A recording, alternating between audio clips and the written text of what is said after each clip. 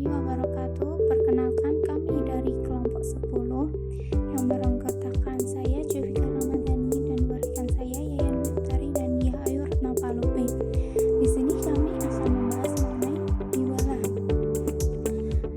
Langsung saja, yang pertama saya akan membahas tentang pengertian hiwalah, dasar hukum hiwalah, dan rukun hiwalah. Pengertian hiwalah. Hiwalah merupakan pengalihan hutang dari orang yang berhutang kepada orang lain yang wajib menanggungnya. Dalam hal ini terjadi perpindahan tanggungan atau hak dari satu orang kepada orang lain. Dalam istilah ulama, hiwalah adalah pemindahan beban hutang dari mungkin orang yang berhutang menjadi tanggungan minal alaih, orang yang berkewajiban membayar hutang. Gambaran sederhananya adalah si A atau muhal memberi pinjaman kepada si B atau mobil, sedangkan si B masih mempunyai piutang pada si C atau muhal lain. Begitu si B tidak mau membayar utangnya pada si A, dia mengalihkan beban utang tersebut kepada si C. Dengan demikian, si C yang harus membayar utang si B kepada si A, sedangkan utang si C sebelumnya yang ada pada si B telah selesai. Menurut mazhab Hanafi, hiwalah dibagi dalam beberapa bagian. Salah satunya ditinjau dari segi objek akad. Hiwalah dari segi objek akad dibagi menjadi dua jenis. Yang pertama, hiwalah al-haq, apabila yang dipindahkan itu merupakan hak menuntut hutang. Dan yang kedua, hiwalah al-dain, apabila yang dipindahkan itu kewajiban untuk membayar hutang. Selanjutnya, dasar hukum hiwalah. Dasar hukum hiwalah di sini ada dua. Yang pertama terdapat dalam Al-Quran yang berbunyi Bismillahirrahmanirrahim, wa in kanu dzu asyratin fanadhiratun ila maisyarah wa in tasda'u khairul lakum in kuntum ta'lamun, yang artinya, dan jika orang yang berhutang itu dalam kesukaran, maka berilah tangguh sampai dia berkelapangan, dan menyedekahkan sebagian atas semua utang itu lebih baik bagimu jika kamu mengetahui. Quran Surat Al-Baqarah ayat 282. Dan yang kedua terdapat dalam hadis Imam Bukhari dan Muslim meriwayatkan dari Abu Hurairah bahwa Rasulullah SAW bersabda, yang artinya memperlambat pembayaran hukum yang dilakukan oleh orang kaya merupakan perbuatan zalim. Jika salah seorang kamu dialihkan kepada orang yang sudah membayar hutang, maka hendaklah ia beralih atau diterima pengalihan tersebut. Hadis riwayat Al-Bukhari dan Muslim. Dan yang terakhir mengenai rukun hiwalah. Menurut mazhab Hanafi, rukun hiwalah ada dua. Yang pertama, ijab, merupakan pernyataan melakukan hiwalah dari pihak pertama, dan yang kedua, qabul, pernyataan menerima hiwalah dari pihak kedua dan pihak ketiga. Sedangkan menurut mazhab Maliki, Syafi'i dan Hambali, rukun hiwalah ada 6, yaitu pihak pertama atau muhil, pihak kedua muhalata muhtal, pihak ketiga muhal alaih, yang keempat ada hutang pihak pertama pada pihak kedua, yang kelima ada hutang pihak ketiga kepada pihak pertama, dan yang terakhir ada sighah, pernyataan hiwalah. Penjelasannya, umpama si A atau muhil berhutang dengan si B atau muhal, dan A berhutang dengan C muhal alaih. Jadi A adalah orang yang berhutang dan berhutang, B hanya berhutang dan C hanya berhutang. Kemudian A dengan persetujuan B menyuruh C membayar hutangnya kepada B. Setelah terjadi akad hiwalah, terlepaslah A dari hutangnya kepada B dan C tidak berhutang dengan A, tetapi hutangnya kepada A telah berpindah kepada B. Berarti C harus membayar hutangnya itu kepada B, tidak lagi kepada A. Itu saja penjelasan dari saya. Selanjutnya akan dijelaskan oleh rekan saya. Assalamualaikum warahmatullahi wabarakatuh. Perkenalkan, saya Yayan Miftari, NIM 192111257. Di sini saya akan menjelaskan mengenai lanjutan materi mengenai hiwalah. Di sini saya akan menjelaskan mengenai jenis-jenis dan juga aplikasi. Yang pertama yaitu jenis-jenis hiwalah. Yang pertama yaitu hiwalah mutlaqah. Hiwalah mutlaqah terjadi jika seseorang yang berhutang atau pihak kesatu terhadap seseorang atau pihak kedua dalam mengalihkan hak penagihannya terhadap pihak ketiga tanpa didasari pihak ketiga tersebut memiliki utang terhadap orang kesatu. Jadi seumpamanya A, B, dan C ini hutang ke B, kemudian A ini mengalihkannya ke C, tapi tetap yang punya hutang itu si A, bukan si C, seperti itu. Kemudian yang kedua yaitu hiwalah mukhoyadah. Hiwalah mukhoyadah terjadi jika muhil mengalihkan hak penagihannya kepada muhal alaih karena yang terakhir punya berdasarkan kesepakatan para ulama. Dan ketika mazhab selain mazhab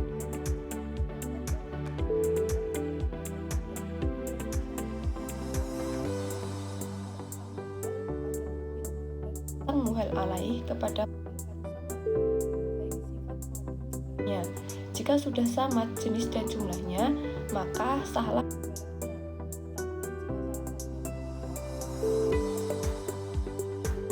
Kemudian ditinjau dari segi objeknya, hiwalah dibagi menjadi dua, yaitu sebagai berikut. Yang pertama yaitu hiwalah hak. Hiwalah ini adalah pemindahan piutang dari satu piutang ke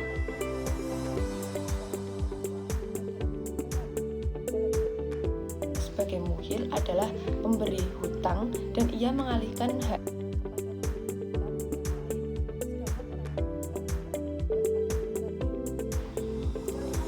yang berganti adalah piutang ini terjadi jika piutang A mempunyai hutang kepada piutang B. Kemudian yang kedua yaitu hiwalah dayen. Hiwalah ini adalah pemindahan hutang kepada orang lain yang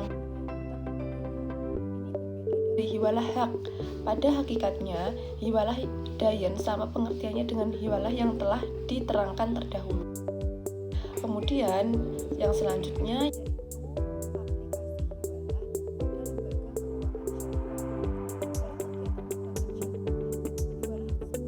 fasilitas yang umumnya untuk membantu supplier mendapatkan modal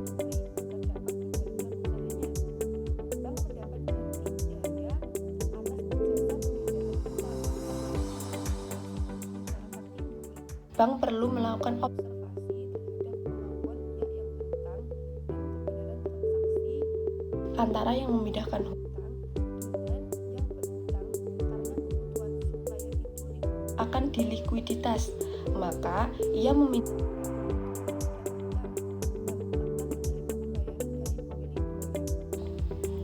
kemudian akad hiwalah pada umumnya diimplementasikan kepada hal-hal. Yang pertama yaitu faktoring. Para nasabah yang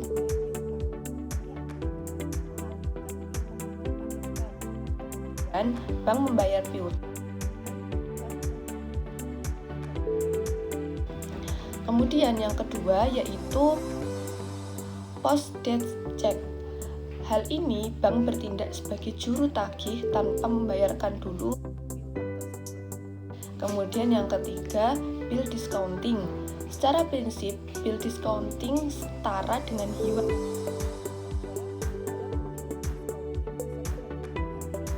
Sementara pembayaran mungkin itu saja yang bisa saya sampaikan mengenai jenis-jenis dan aplikasi pada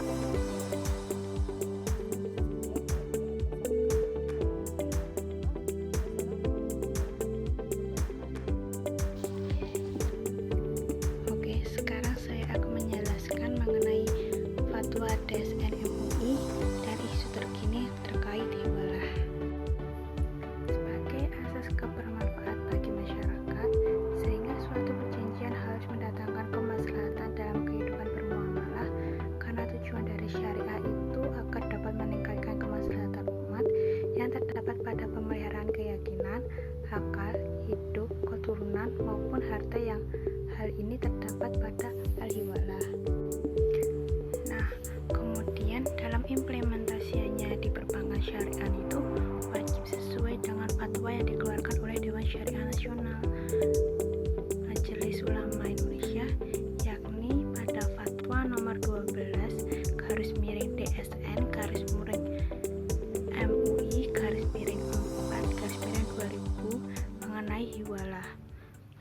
ini diperbolehkan karena sebab adanya maslahat dalam kegiatan manusia dalam kemudahan bermuamalah.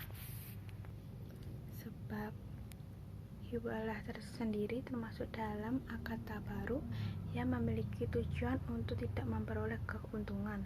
Namun, jika ingin mendapatkan keuntungan, biasanya bank syariah menggunakan hiwalah bil ujroh yang hanya terdapat pada hiwalah mutlaqah, sehingga muhal alaih boleh meminta imbalan atas ketersediaannya secara jelas, namun harus sesuai kesepakatan bersama.